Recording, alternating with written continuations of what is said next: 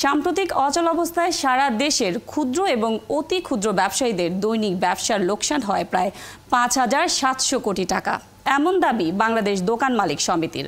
দেশের জিডিপির হিসেবে দাবিকৃত অঙ্কটি অবাস্তব। তবে দেশের সবচেয়ে বেশি সংখ্যক ব্যবসায়ীরা এই খাতে প্রতিদিন ব্যবসা হারানোর অঙ্কটা হয়তো ১,০০০ কোটি টাকার কম হবে না। জাহিদুল ইসলামের প্রতিবেদন।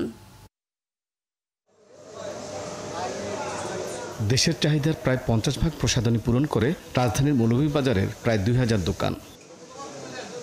চলমান পরিস্থিতি এবং কয়েকদিনের টানা ও শিথিল কারফিউতে ঠিকমতো দোকান খোলা যায়নি। দোকানিরা বলছেন পরিবহনের অভাবে দূর দূরান্তের ক্রেতা আসতে পারেনি। সব মিলে বিক্রি তলানিতে। এত রেন্ট, এমপ্লয়ি স্যালারি এগুলোকে মেনটেন করাটা আমাদের জন্য এই মাসের জন্য খুব কষ্ট হয়ে যাবে। 15 দিনে কোনো ব্যবসার কোনো কার্যক্রম তেমনভাবে আমরা করতে পারি নাই। তার কারণে ম্যাক্সিমাম সময় তো বন্ধই ছিল। আমরা টুকটাক যা সেল করতাম সেটা করতাম অনলাইনে সেল করতাম। তো অনলাইনে অর্ডার ওদের হলে আমাদের কাছ থেকে টুকটাক মাল কেনাকাটা করতো। প্রসাধনী আমদানিকারক সমিতি বলছে ইন্টারনেট সেবা এবং ব্যাংক বন্ধ থাকায় ক্ষতি সবচেয়ে বেশি।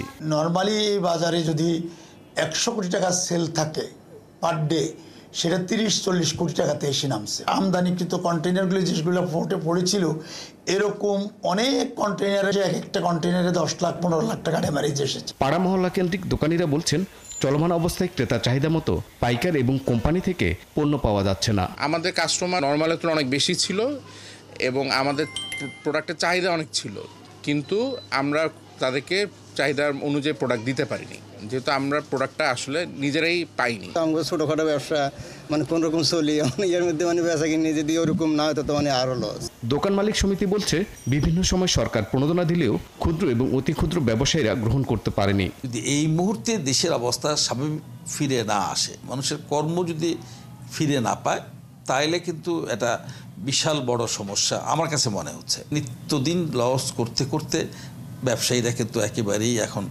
পিঠ তাদের দেওয়ালের সঙ্গে ঠেকে গেছে। বিএডিএস এর তথ্যে দেশে ক্ষুদ্র এবং অতি ক্ষুদ্র ব্যবসায়ীর সংখ্যা ৫৬,৮০০। তবে জিডিপির হিসাবে ব্যবসায়ীদের ক্ষতির পরিমাণ দোকান মালিক সমিতির হিসেবের সাথে মিলছে না। জাহিদুল ইসলাম, ৭১, ঢাকা।